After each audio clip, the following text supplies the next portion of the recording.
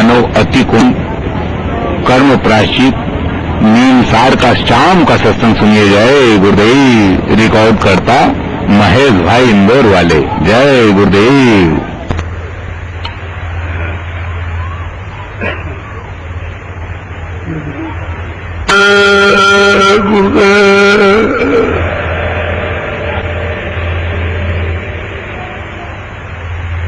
जय गुरुदेव। नाम किसका?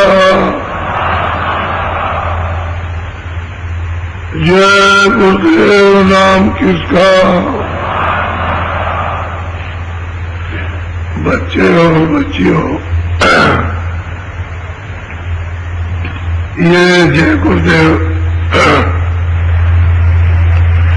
किसी आदमी का नाम नहीं है, हमारा भी नाम नहीं और आपका भी नहीं। जय को हटा दीजिए और देव को, तो वह बीच में रह गया।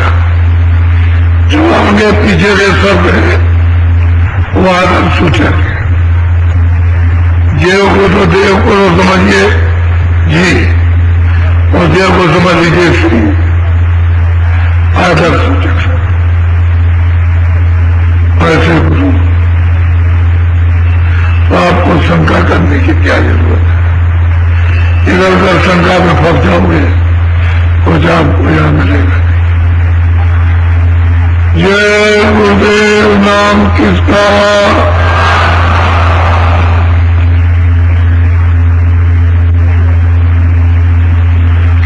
सत्य गुरु सत्य नाम तुम्हें बोला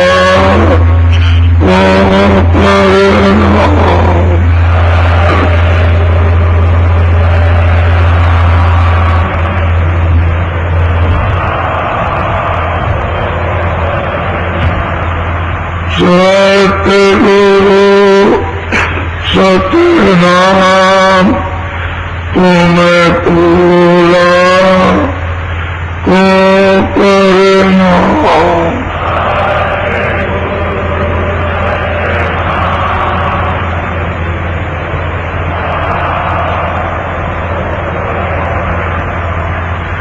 कोटिन सूरज चांद सितारे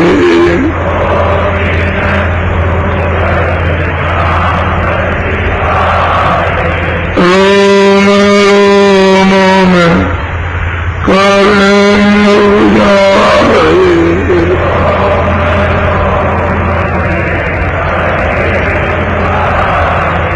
रोम रोम में करें उजाले।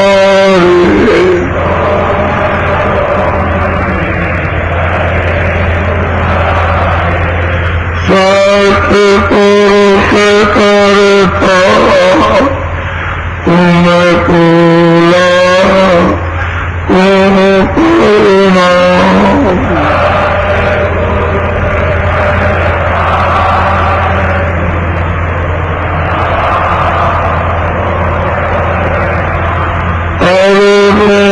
सूरज चांद सितारे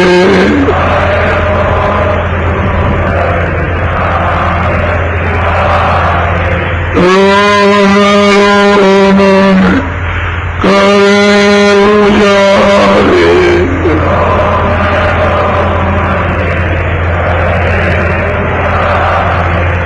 अलग पुरुष करता तुम्हें बोला को परिणाम।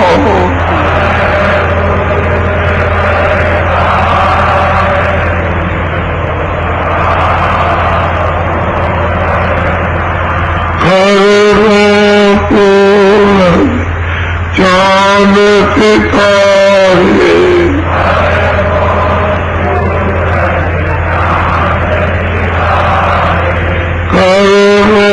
सूरज चांद सितारे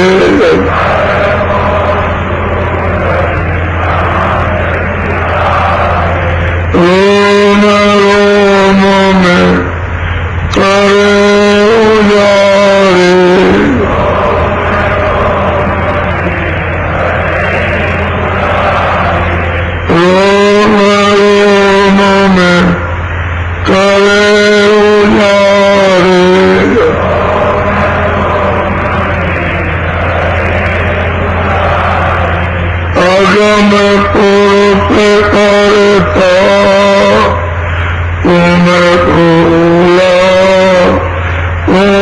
करुणा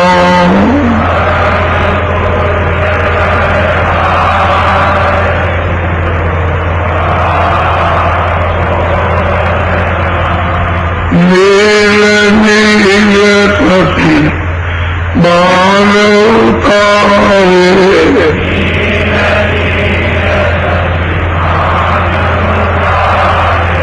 नील नील पति बाण उतारे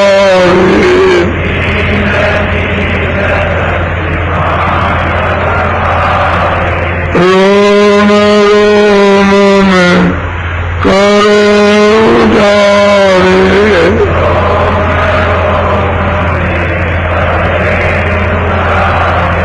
रोम रोम में करो जारे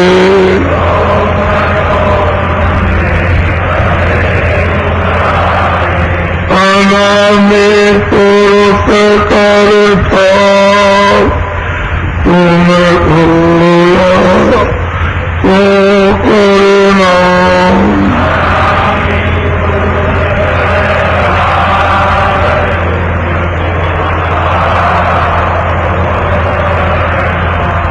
अनामी पुरुष करता तुम भूला ओ करुणा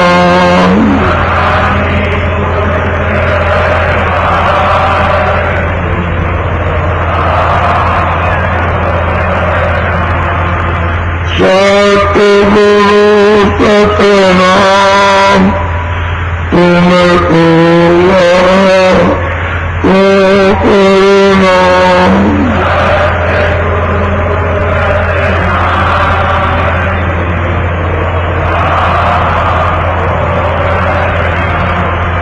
तुम भूला ओ करुणा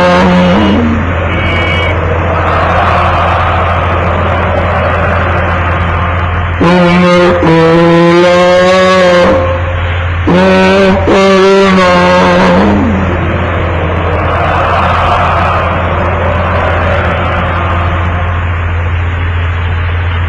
तेरे बच्चियों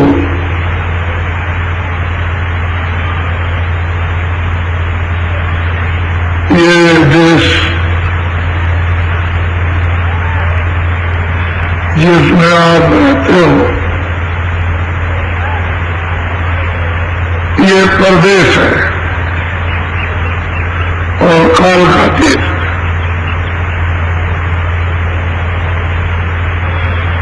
काल का देश उसको कहते हैं जो दे करके ले ले और उसे कुछ भी दया न हो और आप सबके सब रोते रह जाओ, उसको काल कहते हैं। तो ये परिवर्तन देश है, अस्थायी देश नहीं है। यहाँ का कोई भी सामान जो अनमोल मनुष्य द्वारा आप बनाओगे वो भी अस्थायी नहीं। जिसने ये सब चीजें छोटी से छोटी और बड़ी से बड़ी बनाई वो भी अस्थायी नहीं है। देश भी अस्थायी नहीं, सामान भी अस्थायी नहीं और मनुष्य शरीर ये भी अस्थायी नहीं। ये सब प्रदेश में परिवर्तन चीजें, इस पर विवेक होना चाहिए। जब मनुष्य शरीर पाया पांचों तत्वों का समान पुतला और इतनी बुद्धि विशेष करके आप बुद्धि गई, तो विवेक से ये सोचना चाहिए कि सतयुग कब था, त्रेता कब था, द्वापर कब था। वो लोग सतयुग के कब, त्रेता के कब, द्वापर के कब, वो कहाँ चले गए।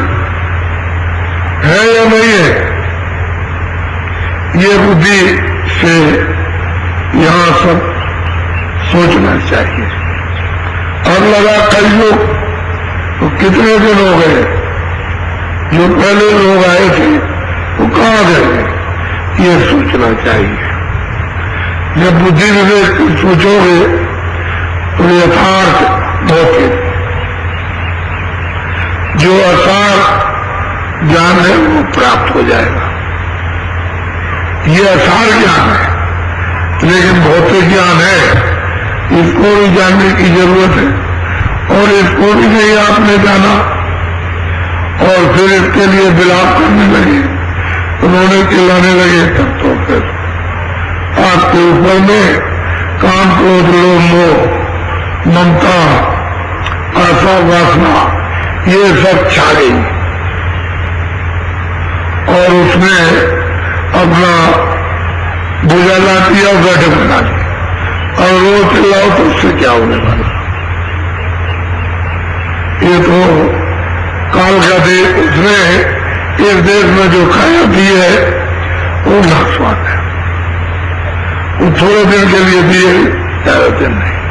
अब इसी में सब काम करना, इसी में ये समझना, इसी में समझना आप कहां से आए, इसी में महापुरुषों को प्राप्त करना, इसी में मतलब ये खेती, दुकान, दफ्तर का काम करना, इसी में ये बाल बच्चे जोड़ दिए गए, इनकी सेवा करनी, इसी के साथ साथ में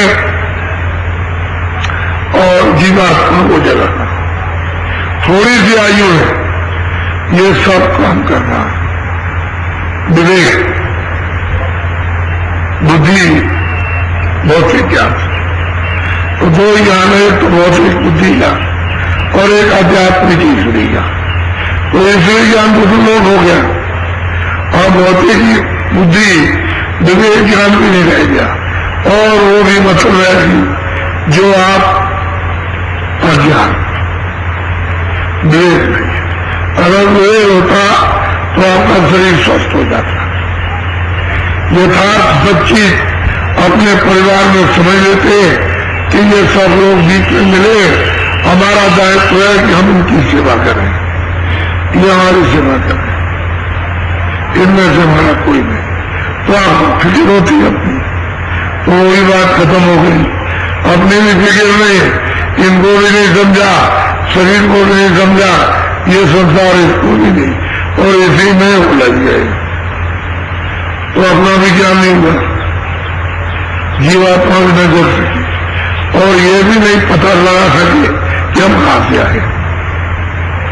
तो ये परदेश है, यहाँ आप लोग अड्डा मत बनाओ। बहुत लोग हैं, बहुत पश्चाताप करोगे, और उस समय पर कोई भी यानी आपका रुदन कार्य नहीं होगा, चाहे जितना फूट फूट के रो, छाती पीट डालो, बालों को खा डालो, इस शरीर को चीर दो, लेकिन कुछ होने वाला नहीं। अभी जो कुछ करना अभी कर लो, मुझे। अब मैं एक बात आपको बताऊं, कहीं भ्रम ना हो जाए,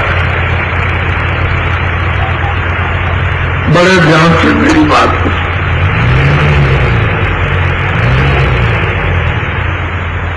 ब्रह्मा भी है, विष्णु भी है, शिव भी है, पार्वती भी है, लक्ष्मी भी है और सावित्री भी है। 33 करोड़ देवता भी है, 9 करोड़ दुर्गा ये भी है, 10 करोड़ शंभु ये भी, और जितने आप रहते हो मृत्युलोक है ही। फिर ये 4 खाने, अंडज पंडज उपज स्थावर ये है ही, इनमें 84 यानी प्रकार की लक्ष्य योनियां वो भी है। फिर नरक भी है, इसके बाद स्वर्ग भी है, बैकुंठ भी है, इसके बाद ब्रह्मालोक भी है, विष्णु लोक भी है, शिवलोक भी है, आद्या महाशक्ति उसका लोक भी है, और रामलोक भी है, और कृष्ण लोक भी है, फिर ईश्वर भी है और ब्रह्म भी है और पारब्रह्म भी है और वो प्रकृति भी है, यानी सब है। अब ये बताइए, हम दो सबको मानते हैं, अब आप क्या करेंगे? हम दो सब की पूजा कराते हैं, आपकी न समझ में आया तो मैं क्या करूं इसके लिए? आपको ये सोचना चाहिए, कभी ऐसा काम नहीं करते हैं कि जिससे जीव धोखा खा जाए। वो तो ऐसा काम करते हैं कि जीव धोखा न खाए, निकल आए धोखे से, जाल से निकल आए, धोखे के जाल से, भ्रम के जाल से फंसा हुआ है, उलझा हुआ है और जेलों में पड़ा है, तमाम तरह की यातनाएं चालखानों में भोग रहा, नरकों में यातनाएं दी गई, सुनाई नहीं हो रही है। तो ऐसा रास्ता बताना चाहिए कि निकल आए इसमें से। तो आपने ये कर्मों का अधिकार जो आपने हासिल कर लिया, पाप पुण्य, अच्छा बुरा, सत्य असत्य, न्याय अन्याय, तो मतलब ये है कि ये मुझे को लाद करके अब ये आप यहाँ चक्कर काट रहे हो और रो रहे, चिल्ला रहे हो, कुछ समझ में नहीं आ रहा। तो वो तो कहता है कि भाई देखो ऐसा है, हमने तुमको अधिकार दिया, आप क्यों आंख से बुरा काम करते हो, क्यों बुरा देखते हो, कानों से बुरा क्यों सुनते हो, वाणी से बुरा क्यों बोलते, मन से संकल्प कर बुरा क्यों करते हो, चित्त से क्यों बुरा चिंतन करते हो और बुद्धि से क्यों निश्चय करते हो? अरे भाई सत्य बुद्धि को समझ लो, आप उसको क्यों ऐसा काम करते हो? हमने तो ये कुछ करेगा, अब तुम करते हो अपनी इच्छा अनुसार, तो जो तुम्हारी इच्छा होती है, ख्वाहिश होती है, वो करते हो। तो फिर जब करोगे तो फिर मैं उसकी मतलब ये हमारा उल्लंघन होगा, हमारे नियम का, हमारे विधान का, कानून का उल्लंघन होगा, तो फिर हम आपको मतलब सजा देंगे। तो अब उसमें वो क्या करते, उसने तो अधिकार लोग में दे दिया, ये भी अधिकार दिया है और आपको भजन करने का भी अधिकार दिया। ये तो मनुष्यों की मंदिर में मरने के पहले अपनी जीवात्मा को जगा करके इससे अलग, जैसे मौत के वक्त में अलग की जाती है, ऐसी जिंदा में अलग करके वो निकल करो यहाँ से और उसका शरीर उसे दे देना, कहना भाई तुम अपना जो चाहो सो करो, ये ले लो। आप जबरदस्ती न करने पाए और पहले ही से इसमें से निकल जाओ, तभी तो तुम मतलब ये होशियार और चतुर। अब वो मतलब ये तुम तो निकलते नहीं इससे, और वो अचानक में आ गया तो उसने कहा कि अब समय पूरा हो गया, अब निकलो। तो अब तुम कहते हो हम नहीं छोड़ेंगे, तब फिर तुम मार तो पड़ेगी, शक्ति की जाएगी। तो भात भात की शक्ति की जाती है, एक दो तरह की शक्ति की जाती है। एक तो इसीलिए कहते हैं कि अति दारुण दुख, यानी जलने और मरने की पीड़ा महात्माओं ने बंद कर दी कि वो लिखी नहीं जा सकती, इतनी पीड़ा, इतना दर्द होता है। तो आप इसको समझना चाहिए। तो वो चाहते हैं कि भाई जिसका दिया है, जो भी तुमने पाप और पुण्य किया है उसको देने दिया जाए।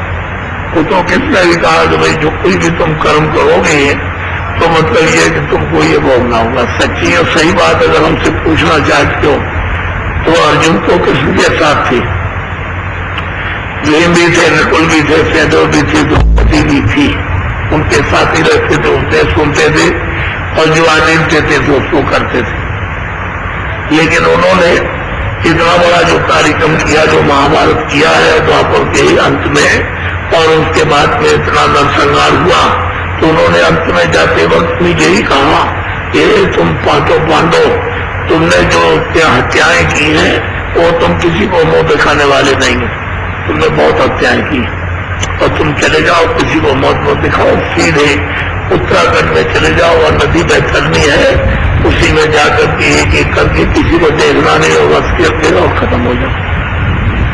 साफ उन्होंने कहा और जब ये चले गए वहां पर तो सीधे वहां पे ये सब किस्म न गए, इनमें बचा कोई नहीं।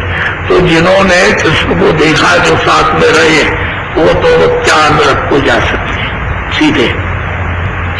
आपने न कृष्ण को देखा, न राम को देखा, न मोहम्मद साहब को देखा, न आपने ईसा मसीह को देखा, और ना आपने मौत को, महावीर को आपने किसी को देखा नहीं, तो बताओ आपकी क्या दशा होगी? आपने सोच लो, बुद्धि से सोचने की चीज है, इस पर विचार करना। जो तो चीजें गए उनको तो नहीं बचा सके। उनका भाई जो तुमने किया अपना भोगो, मैं उसमें कुछ नहीं कर सकता। साफ जवाब दे दिया उन्होंने। और मेरे धाम को ऐसे कोई नहीं जाता है जब तक योग नहीं करेगा, और योग के बल से जीवात्मा को जब तक जगाएगा नहीं तब तक मेरे धाम को कोई नहीं जाएगा। ये जो उन्होंने कहा है कि यहाँ संत पधारते रहते हैं, आप उनकी खोज कर लो, सहज में मुक्ति, सहज में मोक्ष दे देंगे, मेरे संतों के नहीं। और मेरा धाम जब मिलेगा तो योग करके मिलेगा। आप योग कर नहीं सकते हो तो आप उस धाम में तो जा नहीं सकते। अब वो मतलब ये है कि वो साकेत लोक में तो आप जा नहीं सकते, ना राम लोक में जा सकते हो, ना आप मतलब कृष्ण लोक में जा सकते हो, ना आप मतलब ब्रह्मा के लोक में, ना विष्णु के लोक में, ना शिव के लोक में। और ये सब है, ऐसा थोड़ी वर्णन कर दिया सब। तो पहला स्थान जब गुरु ने उसको सूरत को बताया कि चल दरवाजे में बैठी है और नाम को पकड़ और चल ऊपर, तो नाम को पकड़ लिया और चल रही है। चल करके और देखती हुई और चलती हुई देखती हुई और पहुंची तो जो 3 लोक का मालिक है, जो ईश्वर है, खुदा है, जिसको गात कहती है, नाम उनका निरंजन भगवान, यहाँ जाकर के वो तो रामायण में भी साफ साफ उन्होंने लिख दिया है कि मोह विलोक राम मुस्कान कहते। मैं वहां गया, सैदल कमल पे वो विराजमान बैठे हुए हैं, मैंने उनको देखा, उन्होंने मुझे देखा। रास्ता तो जब भी देंगे, जब खोलेंगे तो हर पड़े तो रास्ता खोल दिया, मैं उधर चला गया। तो कहने का ये मतलब है कि ये सब चीजें हैं, लेकिन अब ये तो सूरत है। इन सब चीजों को मतलब ये है कि चलती जा रही, देखती जा रही, चलती जा रही। स्थान गुप्ता, वहां से फिर दूसरा स्थान उसने ब्रह्म को प्राप्त किया और साफ कहा कि मैंने गुरु के द्वारा पाया। फिर तीसरे स्थान को किया तो उस पार ब्रह्म को प्राप्त किया। और बीच में जो कुछ भी खाली इशारा किया, जो कुछ वहां वो कुछ भी वर्णन नहीं किया, खाली जरा सा इशारा, बहुत संकेत में सूक्ष्म से सूक्ष्म इशारा कर दिया और कहा कि मैंने पादुम को पाया। और उसके बाद आगे कहते हैं कि मैंने उस महाकाल पुरुष को मैंने पाया। और वो फिर कहती है कि मैं सतलोक में सतपुरुष के दरबार में मैं दाखिल हो गया और सतपुरुष कहा, अरे मतलब वहां दीदार और दर्शन हमने किया। और वही सबके ये सृजनहार है, उन्हीं ने ये सब कुछ इन्हीं से हुआ, इन्हीं की बहुत मर्जी से सत्य। तो जब वो कहते हैं कि मैंने प्राप्त किया, किसने कराया? कह लगे इन्होंने, किसने? गुरु ने, महापुरुष ने। तो आप और क्या किताबों में लिखा? गुरुदेव बहुदेव तरह न कोई, जो निरंचित शंकर संभोई। क्यों आप ऐसा करते हो? जो सनातन से चला रहा है उसकी पद्धति को, उस रास्ते को आप काट दे रहे हो, बैठे दे रहे हो, तो भूल गए हो, अब कैसे जा सकोगे? कहते हैं बगैर उसके गुरु को हाड़ मास का तो होता नहीं है। तो ये हाड़ मास का वो तो एक पोल है, उस पोल बना करके बैठा है वो तो जगह पर। वो पोल इसलिए उसने धारण किया है कि आपको उपदेश देता है कि तुम दोष में बने पड़े हो, तो बताता है भाई ऐसे इस तरह से निकलो, तुम्हारी मदद करेंगे, सहायता तुमको देंगे। तो सफाई करता है, मन की, बुद्धि की, चित्त की, अंतःकरण की, बुरे कामों से रोकता है, मना करता है, फिर उसकी सफाई करेगा। तो ये 2 काम है, बड़ी मेहनत के काम है जिनके साथ की जाए। फिर कहते हैं कि अच्छा चलो अब तुम बैठ करके इस पर मन, बुद्धि, चित्त को लगा के और यहाँ बैठो, और बैठ करके एकांत में तुम अपनी चेतन जीव आत्मा से तुम जरा सा उसका ध्यान तो करो, जरा उसकी आवाज को सुनो। जब उसकी आवाज सुनते हो, सुनाई देती है, पकड़ देते हो, चल पड़ते हो, और वो मदद करता जाता, आप चलते जाते हो। क्योंकि बगैर उसकी शक्ति दिए हुए रास्ता नहीं तय कर सकते हो, तो जगह जगह उसकी जरूरत पड़ती है। वो मिलता जाएगा, आपको लेता जाएगा, मिलता तो खुद कहती है कभी हमको तो यहाँ तक पहुंचाया गुरु ने, महापुरुष ने में पहुंचाया, वो बगैर उसके तो कुछ नहीं हो सकता। फिर आगे कहा कि आगे चलो, तो इसको छोड़ के आगे गए तो उन्होंने और ब्रह्म के पास पहुंचाइए, जिसको मुसलमान रखते थे। उनके बाद कहते हैं कि फिर आगे ले चले गए, चलो आगे, पार ब्रह्म में वहां पहुंचाया। इसी तरह से उसको लेते जाते हैं और फिर अंत में जाकर के जो अपना घर है, अपना देश है, अपना सागर है, उसमें जाकर के वो एकदम सिरा है, यानी जो ऊंची सूरत या इस हुए मूल रूप में जाकर के समुद्र में लय हो गई, उसी का रूप हुई मोटी सी। तो सूरत ने सोचा कि मैं अब क्यों न प्रश्न कर डालूं इन सब जीवों के लिए, ये जितने भी जीव है इनके लिए क्यों न पूछूं। अब इससे सस्ता और क्या मिलेगा, जब सब जीवों के लिए पूछा जाएगा तभी तो ये बताएंगे। और हमारा तो काम इनसे हो गया, इनकी कृपा, इनकी दया हो गई, यही सब कुछ है, यही ब्रह्म है, यही गुरु है, यही पार ब्रह्म है, यही सब पुरुष है, सब कुछ यही है, इनके बगैर वो कुछ नहीं, सब कुछ वही। इस तरह से आपको प्रश्न करती है, थोड़ा ये सुनने लायक है। जब आप ध्यान देख करके सबके सब सुनोगे तो अच्छा समझ में आ जाएगा। बोलो जरा सुनिए आप ध्यान से, बहुत ध्यान से। बच्चे चुपचाप बैठ जाओ अपनी जगह, फिर ये अवसर मिलेगा नहीं तुमको।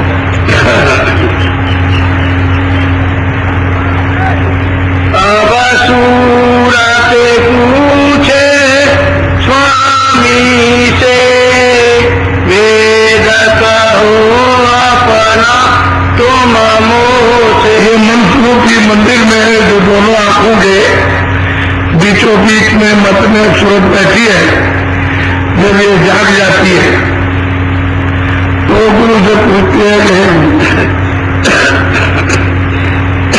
ये बताइए वास्तव में क्या कौन है, अपना भेद बताइए। आप वो पूछती है कि आप कौन है, कहां से आए। इतना एक छोटा मोटा प्रश्न नहीं है, आप कौन है और आप कहां से आए, ये वो पूछ रही है। अब इतना ऊंचा प्रश्न करेगी तो उसके लिए जवाब भी तो होगा। बोलो, बात तुम्हारा कौन लोक में, यहाँ आए तुम कौन मोह। स्वामी आप कहाँ के रहने वाले हैं, किस लोक के रहने वाले, और यहाँ मृतलोक में आए, यहाँ तो बात आपका कहा, निवास स्थान का वो अपना घर पूछती है कि आपका घर कहाँ है, किस लोक में, किस देश में। बोलो,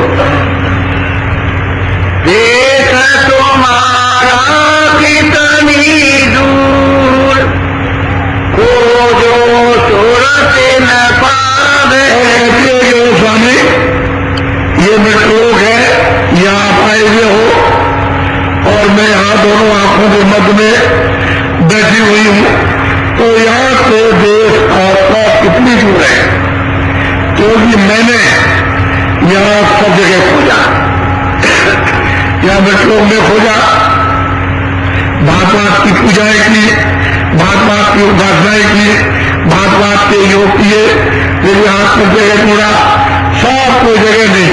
स्वर्ग में मैंने ढूंढा, बैकुंठ में मैंने ढूंढा, वहां नहीं मिले, तो मेरे मतलब ये इंद्रपुरी में, गंधर्वपुरी में, रामलोक में मैंने देखा कि वहां कहीं नहीं। तो आप जबकि मैं खोजते खोजते हैरान, तो आप कहां मिलेंगे। और ये बताइए कि यहां से मृतलोक से आपका घर कितनी दूर है, बोलो।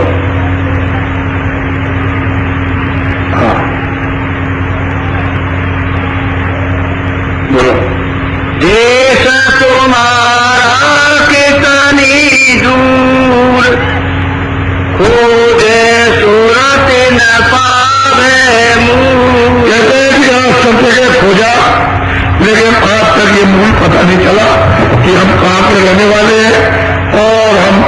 बच्चे हमारा गुरु कौन है? सब जगह ढूंढते चिल्लाते, दूर से चिल्लाते और कहीं भी यहाँ स्थिर नहीं रह सके। और आज तक तो आप यहाँ पर आए हो, यहाँ तो इतनी दूर रहते हैं और कहाँ के रहने वाले, किस लोक में रहते हैं? तो कृपा करके, दया करके, मेहरबानी करके हमको बता दीजिए। मैं बिछड़ी तुमसे कहो कैसे, देश पराए आई जय। और तो कहते हैं कि स्वामी आप जो सुनाते हो कि घर नहीं है, ये प्रदेश है, यहाँ कोई चीज तुम्हारी नहीं है, तो अपने घर में चलो। तो मैं अपना देश क्यों छोड़ गई? क्या कारण था कि मैंने अपना देश, अपना घर छोड़ दिया और पराए देश में आकर के यहाँ आकर के पड़ गई? यहाँ कहीं मिलते नहीं, सब जगह खोजता हूँ, वो घर ही नहीं।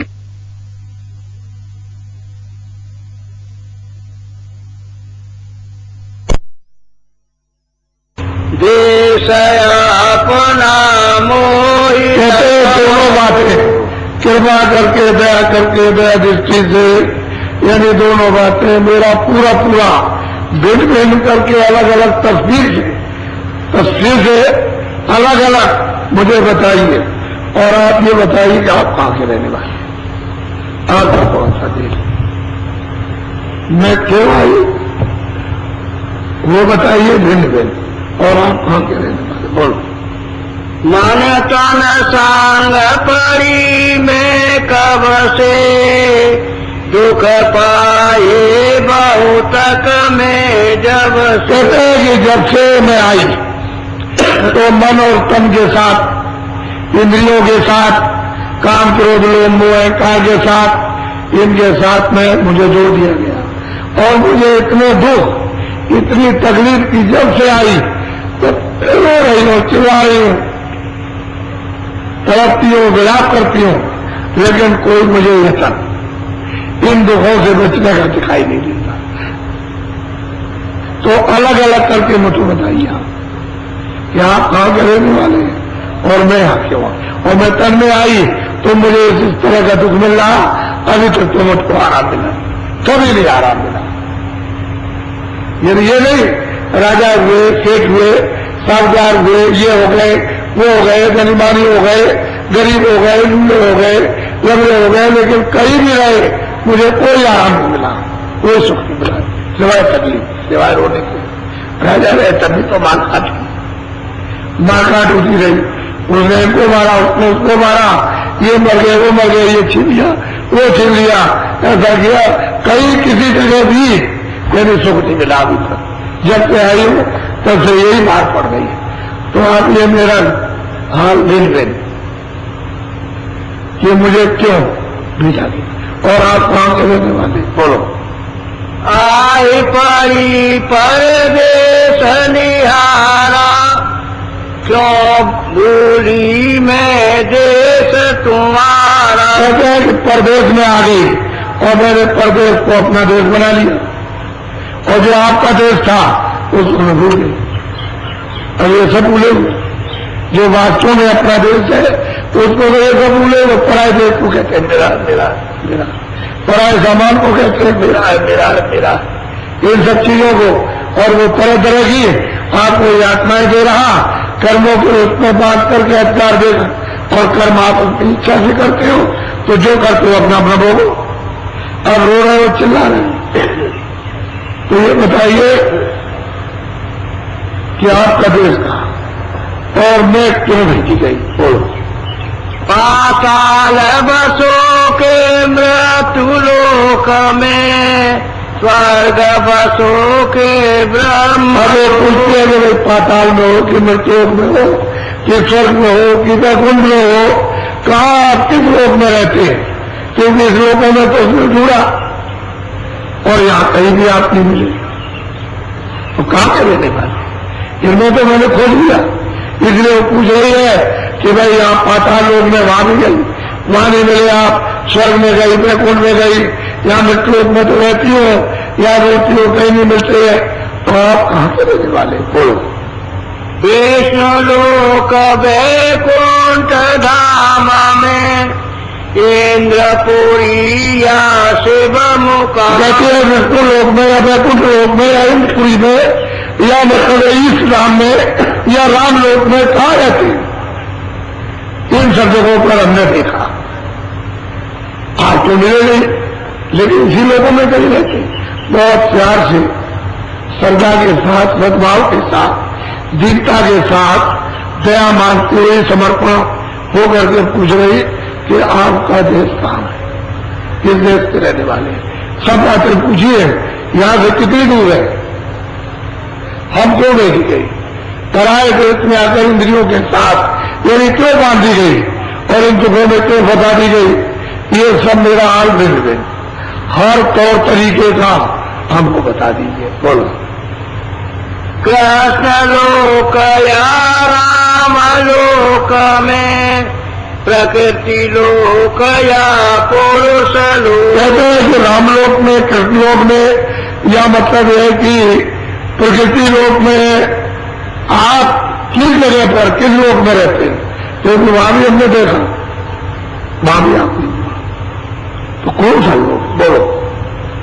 या तुम व्यापक सभी लोक में चार खान चरया। और बहुत प्यार से दोनों आंखों के बीचों बीच बैठकर पूछ रही है क्या आप व्यापक हैं?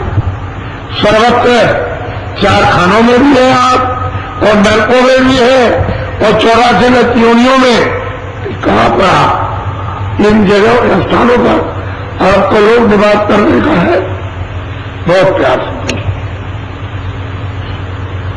कितना गहरा और ऊंचा ये आत्म प्रश्न है, ये शारीरिक बुद्धि प्रश्न नहीं है, आत्म प्रश्न। वो उस बातों से पूछ रही है जो सब कुछ जानता है। बोलो। क्या मोई डाला काल लोक में अति भर माया हर्ष। और वो कहते हैं कि आपने क्यों मुझको काल के लोक में डाला और अत्यंत यहाँ जाकर के भरमा दिया, और शोक में, चिंता में, फिक्र में, झूठ में, छल में, कपट में, इसमें सब में डाल करके और मेरी पिराई पिसाई हो रही है, और अब आप आए हैं मुझे चिताने, जगाने के लिए। ये परदेश है, दूसरा का देश, सामान नहीं है, ये धोखा है, अंधेरा है, ये है, और तुम चलो अपने देश में, अपने घर में सुख से रहना, आराम से रहना। आप कहते हैं आप क्यों आए यार? हमको चिताने। बोलो। अब क्यों आए मोहि चितावन रूप धरा तुम अति मन। बहुत प्यार से कहते हैं कि स्वामी आपने जो उदाहरण दिया अत्यंत यानी सुंदर, आकर्षण, बहुत प्यारा लगता है। अब आए हमको चिताने आए हो कि नहीं तू चल, बहुत तुझे दुख मिला, तकलीफ मिली तुझको, और तू अपने घर में चल, अभी वक्त है, ये मनुष्य शरीर निकल जाएगा तो तू कुछ नहीं कर सकती, अभी चल, मैं तेरी मदद करूंगा। तो इतने दिन के बाद, इतने युगों के बाद, इतने कल्पों के बाद अब मुझको चिताने के लिए आए, और रूप आपने बड़ा मर्दावन, बहुत मोहित करने वाला धारण किया। बोलो। मैं दासी तुम चरण निहारे वेद देव तुम अपने सारे। कहते हैं कि स्वामी मैं आपके चरणों की दासी, मैं सर्वान समर्थ, मुझे आप अपना खोल करके पूरा अपना भेज दीजिए कि आप कहाँ के रहने वाले और किस रास्ते से आए, किस रास्ते से ले जाएंगे। सब तरह का प्रश्न भेद नहीं करती है, वो पूछ रही है और कहती है मैं आपके चरणों की दासी, मैं छोड़ नहीं सकती, मुझे कोई शंका नहीं, कोई संदेह नहीं है मैं आपको सबको समझती हूं, लेकिन ये प्रश्न का उत्तर दे दीजिए। बोलो। तब हंस शब्द स्वामी बोले, सुनो सूरत तुम मैं कहूँ को। इतना उसको पूछने पर सूरत को, जो दोनों आंखों के बीचों बीच बैठी है, बहुत प्रसन्न होकर के ये सूरत को मैं बिल्कुल ठीक पूछा, मैं तेरे प्रश्न को और करके उसको जवाब देते हैं जो उसने प्रश्न किया। बोलो। जो तू पूछे भेद हमारा, कहूँ सभी अब कर दे। जो पूछती है मैं तेरा और अपना पूरा भेद बताता हूँ। हो गया यानी साथ साथ कि मैं कौन हूँ और तू कौन है, खुल जाते बिल्कुल साथ साथ, यानी अलग अलग जैसे भिन्न भिन्न। वो मैं तुझे बता देता हूँ, तू ध्यान देकर के सुन। बोलो। मैं हूँ अगमय नामय माया, रहूं मौज में। अब वो कहते हैं कि मैं अनाम हूं, मैं माया से रहता, मैं अधर में रहता हूं, यहां नहीं रहता, अपनी मौज में आप। मेरा कोई नाम नहीं, अब भी कोई नाम नहीं है। जितने नाम पड़ गए वो कुछ नहीं है, तब भी वो कहते हैं मेरा नाम बेनाम का। मेरा कोई रूप नहीं, न वो रूप का कोई वर्णन कर सकता, न वो नाम और दाम की भी कोई वर्णन नहीं कर सकता। कि क्या मैं अनाम हुआ हूं, अगाध हूं, मेरा मुझे कुछ नहीं। बोलो। मेरा भेदन कोई पावे, मैं ही कहूँ तो कहना में और कहते हैं, उसको उत्तर देते हैं कि सूरत, जब मैं अपने में समाया हुआ हूँ, मेरा नाम है, रूप है, तो मैं ही जब कहूँगा तभी मेरा भेद कोई जानेगा, वैसे कोई नहीं जानता। न ऋषि, न मुनि, न ये ज्ञानी, न ध्यानी, न विवेकी, न कर्मी, न मतलब ये कोई नहीं जानते। कोई जब मैं कहूंगा तभी मेरा भेद नहीं, और वैसे मेरा भेद कोई नहीं जानता, क्योंकि मैं इन सबसे परे हूं। बोलो। मैं ही अगम प्रथम अगम रूप में धारा, दूसरा अलख पुरुष हूँ। मैंने अपनी इच्छा से पहले अपना आगम रूप धारण किया, ये मेरी इच्छा से मैंने अपनी इच्छा से अगम रूप धारण किया, तो अगम पुरुष को अगम लोक में स्थापित किया, मेरा और निर्गुण। बोलो। तीसरा उन्होंने कहते हैं कि मैंने अलग को अपनी मौत से यानी रूप धारण किया और अगम लोक में उनको स्थापित किया। फिर कहते हैं कि मैंने तीसरा। बोलो। हाँ। तीसरा सात पुरुष में भया, सात लोक में ही रखे। तीसरा मेरा जो शत्रु को सतपुरुष, और मेरा वहां निवास है सतलोक में, इन तीनों में मेरा रूप है। मैं इनसे अलग हूं, मैं इन सबसे अलग हूं, इनमें मेरा सतरूप है। मैंने इनको स्थापित किया अपनी इच्छा से, अपनी मौत से, तो ये अलग है। और वो कहते हैं मैं भी हूं नाम अरूप हूं, मैं ही जब वर्णन करूंगा तभी कोई जानेगा, जब तक मैं वर्णन नहीं करूंगा तब तक कोई नहीं जान सकता। बोलो। इन तीनों में मेरा रूप या साया। अब वो कहते हैं, जो सूरत पूछती है महापुरुष से कि मुझे भिन्न भिन्न करके बताइए, तो कहते हैं कि मेरा यहाँ रूप है सतलोक में, यहां से कला उतारी, सतपुरुष ने उतारी अनूप कला उतार के नीचे भेज दिया। अब ये सारी रचना जो कुछ भी है वो सतपुरुष से हो, वो अनानु पुरुष से नहीं, न वो अगम पुरुष से न अनंत पुरुष से। ये रचना सतपुरुष से की इच्छा अनुसार, लेकिन वो कहते हैं कि तीनों में मेरा रूप, मेरा तीनों में मेरा रूप है। यहां मुझको निज कर जानो, जो भी सूरत वो सतलोक में पहुंच जाएगी, सतपुरुष था जब वो दर्शन करेगी तो सब सुरतों को, सभी जीवात्माओं को, रूहों को वहां से पूरी इजाजत है कि ऊपर चले जाओ, कोई रोक टोक माफी थी। इसीलिए उन्होंने कहा कि तीनों में मेरा रूप, यहां तक निज कर मुझको जानो और मेरा रूप इन्हीं में पहचानो, इन्हीं में। यहां से जो रचना का नीचे विस्तार होगा वो यहां से होगा। तो कहते हैं मेरी कला यानी यहां से उतरी अनूप कला, और वो है काल की कला।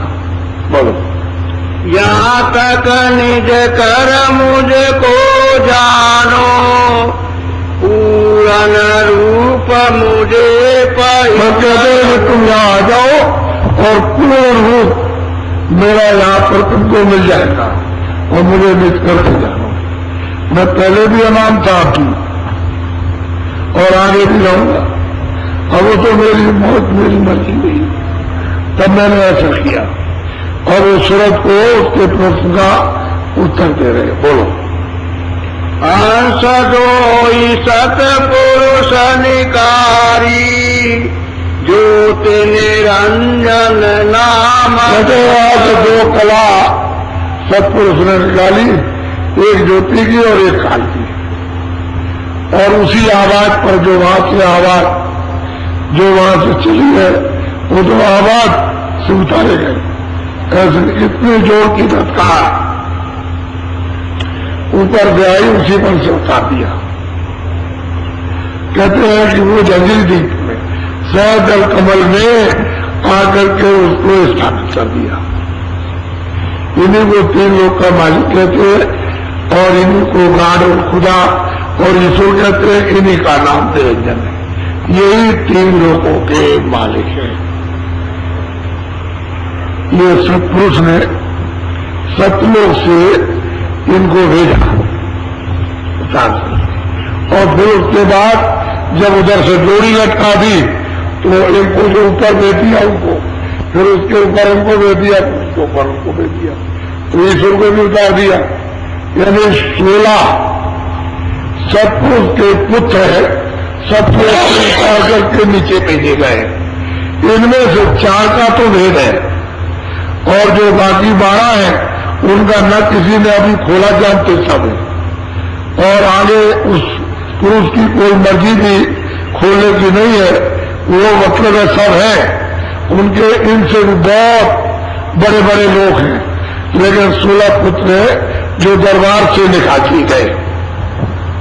वहां इन्होंने सबने अपने अपने स्थान पर बैठकर उसकी अखंड मतलब है तपस्या की, उसी सतपुरुष की जिसके ये सब पुत्र हैं।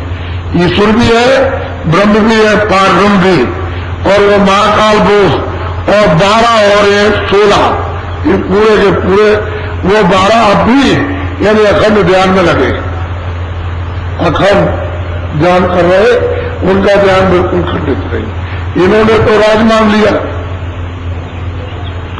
इनको तो राज दे दिया, लेकिन कितने युगों तक, कल्पों तक इतनी यहाँ स्याही समुद्र में न ये पड़ रहा है कि पत्ते कल में, और न ये खुद को घोल लिया जाए तो यहाँ न कागज न कलम न स्याही। इतने युग तक इन्होंने तपस्या की उस सतपुरुष की, तब उस सतपुरुष प्रसन्न हुए। कहते हैं मैं अनाम हूं, मैं अभी अनाम और आगे भी रहूंगा, मेरा वहां सतगुरु। ये सब रचना वहां से होगी सतलोक से, सत्पुरुष करेंगे। मैं से अलग, अगम से भी अलग, अलग से भी अलग, सत्पुरुष से, इनमें तीनों में मेरा रूप है और मैं इससे अलग। जो सुरतें आ जाएंगी वो मेरे यहाँ आएंगी, उसमें कोई रूप, क्योंकि मां मेरा जिस रूप है मैं वहां तीनों में व्यापक हूं। नीचे नहीं, नीचे कहीं नहीं देना। बोलो।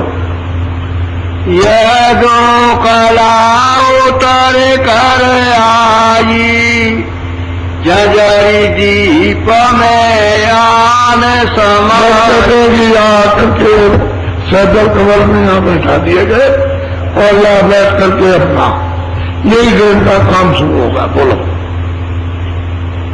यहाँ बैठ तिरलोकी रति, पांच तीन की धूप।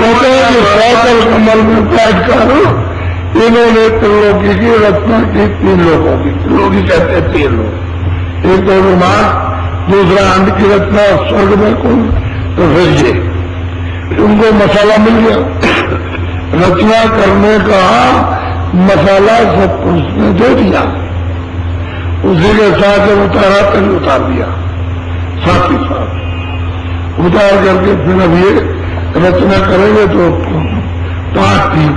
5 मतलब ये और 3 इनकी धूमधाम बचेगी।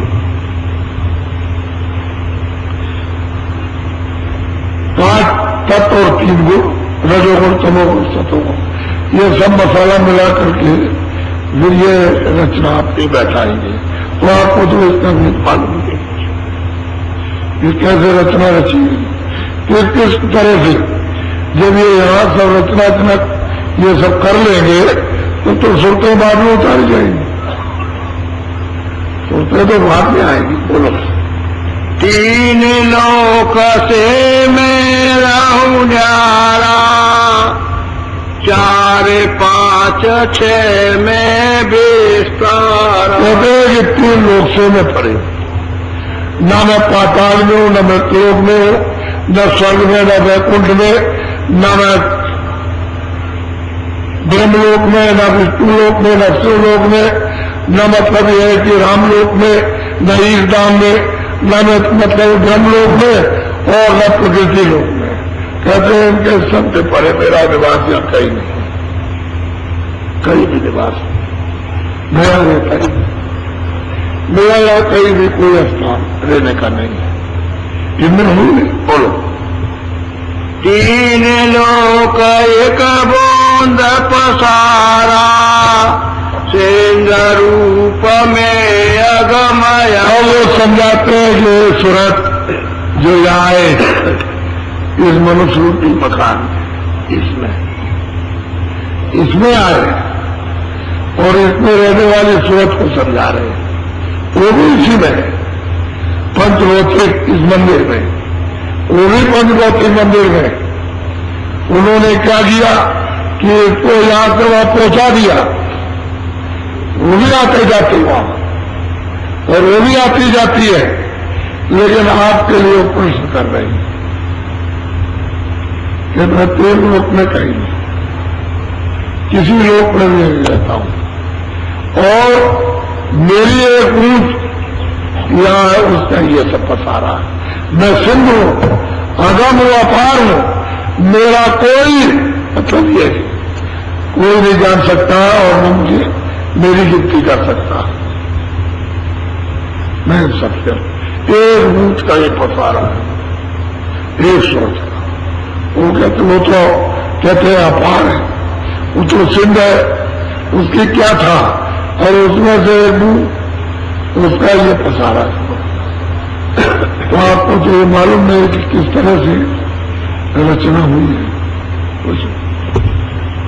इसलिए 700 वर्ष के अंदर ये जब उस पुरुष ने जब संतों को अपने दरबार से भेजा कि जी यहां से गए सब लोग गए, चिल्ला रहे, इनको तकलीफ है, इन्होंने मांगा था और कहा था कि हम आने देंगे और जब तक इन्होंने रोक टोक नहीं लगाई तब तक तो आते रहे। अब वहां रोक टोक लगा दी। तो उन्होंने जो गुप्त संत है सब दरबार में सब खबर दी, वो जासूस है, यहाँ है, हमेशा यहाँ रहते हैं, उनको कोई नहीं जान सकता। वो सब संभाल सब ब्रह्मांडों की करते हैं, यहाँ की वहाँ की, स्वर्ग की, वैकुंठ की, ब्रह्मांड की सब, और जाकर के दरबार में सब खबर देते हैं। उस दरबार के कहते हैं जासूस, वो सब कुछ जो है वो यहाँ हमेशा रहते हैं, उनसे पृथ्वी कभी खाली नहीं होती है। और सिवाय संतों के उनको कोई नहीं जानता और न कोई जान सकेगा। 700 वर्ष के अंदर जब उन्होंने संतों को, संत सूरत को अपने बोध में भेजा कि जाओ जाकर के जीवों को जगाओ, रास्ता बताओ और तुम उनको शक्ति दो, यानी मदद उनकी करो, उनके कर्मों को साफ करो, तब फिर वो आए। कोई राजी हो, पहले तो कोई सुनता ही नहीं था, धीरे धीरे करके संस्कार डाले, जगह जगह जा बजा, और ये समाज एक सुरतों का ऊपर से लेकर उतरे, ताकि वो यहाँ जगह जगह जल मिलेगा, वहाँ जल वहाँ जल, बिहार में, बंगाल में, इधर मध्य प्रदेश में, इस घर में, उस घर में, और सबको इकट्ठा करेंगे, तब ये सबकी भक्ति उनकी देख करके तब जीवों में संस्कार पड़ेगा। ऐसे नहीं होता है। हे बच्चों, ऐसे तुम क्या मालिक का भेद जानते हो? वो संस्कार जब उनकी भक्ति भावोगे, जब ये जीव देखेंगे कि मतलब ये इस घर में, उस घर में, राजघराने में, धनीमानी घर में, ब्राह्मण के घर में, अर्जुन के घर में, जगह जगह उनका जन्म हो जाएगा जिनमें तुम बने हुए हो, और वो सब को समेट लेंगे, फिर भक्ति करेंगे अटूट, उनको देख देख करके, देख देख करके आपका हियो उमकेगा। अभी सोचोगे मैं भी कुछ करूं, तब ये बच्चे संस्कार आप पर पड़ेंगे। नहीं तो ये जीव जल, ये जड़ जीव, ये क्या पहचान सके इस जीवात्मा को जो मनुष्य शरीर में, और उन महापुरुषों को क्या पहचान पाएंगे? कुछ भी नहीं, इनको कुछ पता नहीं। इस तरह से महात्माओं ने कितना परिश्रम किया कि इन जीवों पर संस्कार डाले, और डाल डाल करके, और फिर तब उनको तैयार किया, और तब इनको ले चले। ऐसे नहीं। अभी कबीर साहब के समय में जब वो आए थे, उस समय के जीव अभी मौजूद है, और जब से उनको बराबर मनुष्य शरीर मिल रहा, लेकिन वो साधक बचे, और वो उनको मिल गए बराबर, अच्छी जगह जन्म होता है, मनुष्य शरीर मिल जाता है। लेकिन जब साधन करोगे तभी दूसरा पकड़ लेगा, तीसरा आएगा पकड़ेगा, फिर वो ले जाएगा। उनका अलग काम है। रविदास जी आए, उनके अभी तक लोग रह गए। जो लोग महात्मा आया, मान लो आज आपको उन्होंने रास्ता बताया, कल शरीर छूट गया, तो फिर आपका जन्म हो जाएगा, मनुष्य शरीर मिल जाएगा। आप दूसरा हो कोई नहीं मिल सकता। फिर बच्चों, वो जहां तुम्हारा हिसाब किताब लिखा हुआ वही इंतजाम कर देते हैं, वहीं पर वो सबको दिखाई देता। वो तो सब रास्ते ही में है, वहां नहीं, ये रास्ते में, तो रास्ते में इंतजाम हो जाता कर देते हैं। इसलिए आपको तो ये भेद मालूम नहीं, जानते नहीं। बोलो। मेरा पाताल स्वर्ग नहीं मिलता, ब्रह्मा विष्णु महेशन जुग। अब अपने आप को कहते हैं सूरत, तूने भिन्न भिन्न तरीके से पूछा, तो मैं पाताल में, स्वर्ग में, वैकुंठ में, ब्रह्म में, न मैं ब्रह्मा हूं, न मैं विष्णु, न शिव हूं, न मैं ईश्वर हूं, न मैं गोलोक में रहता हूं, न मैं राम, न मैं कृष्ण, न मैं पांड हूं, न मैं महाकाल हूं। कहते हैं मैं सत्पुरुष भी नहीं, मैं अलग पुरुष भी नहीं, अगम पुरुष भी नहीं, मैं इन सबसे परे रहता कहीं भी नहीं। तूने पूछा है तो मैं को बता, लेकिन सही बात तो यह है कि यह सूरत पहुंच गई। तब ये प्रश्न जीवों के हित के लिए करती है कि आप कहां के रहने वाले हैं और क्यों यहां आए। बोलो। तीन लोक व्यापक में नहीं, बोंद एक मेरी। और तीन लोग जो कहते हैं उसमें व्यापक नहीं, तीन लोग में ना हूं और ना मैं उसमें व्यापक हूं, मैं तो उससे अलग हूं। मेरी खाली एक बूंद रहती है जो यहाँ सतलोक से उसको यहाँ से भेजा गया वो है, उसका ये सब पसारा है और उसी को तुम अपार कहते हो। मुसलमान उसी को कहते हो, ये उसके आगे कुछ नहीं, बस यही। उसे फकीरों ने कहा झूठा,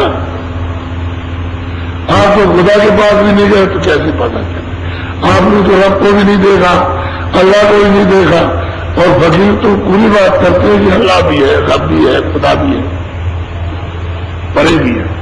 वो तो जाते आते रहे। अभी तो सिद्धार्थ जी महाराज ने जब तकी मियां मजिस्ट्रेट को जब रास्ता बताकर वो जब पहुंचाया तो कहता है कि भाई हमारे यहां तो मुसलमानों मानते ही नहीं,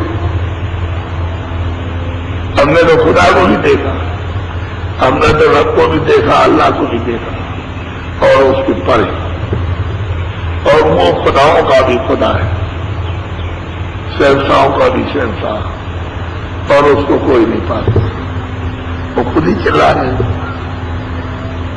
तो इसलिए कहते हैं कि नहीं मेरी एक बुंद है, क्या बूंद रहे? बोलो। इसके आगे वेद न पाया, सतगुरु बिना न रोका। बात तो यह है कि यहाँ संतों को इसलिए तो भेजा नहीं था क्योंकि उस समय तो विधान बना नहीं था। तो जो गुप्त संत आए थे वो तो वो ये काम नहीं करते, तो बाद में विधान बना और विधान में और को बना के पाप पुण्य फंसा लिया और देखा कि वही रह गए। और तरह तरह के दुख तकलीफ ये 4 खानों में नरकों में डाल के दी जा रही, तो चलो अब इनको जलाए थे, तो फिर संतो भेजा, वो आए और उन्होंने जीवों को आग से देता। बोलो।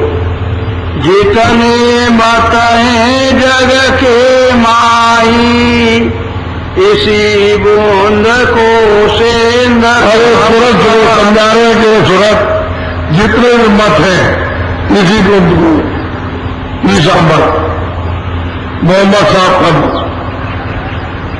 बौद्ध मत, जैन मत, महावीर मत, कहते हैं कि इसी बूंद को अपार कहते हैं, और जो अपार है उसको खबर ही नहीं, वो जाती तो ये क्या कहेंगे?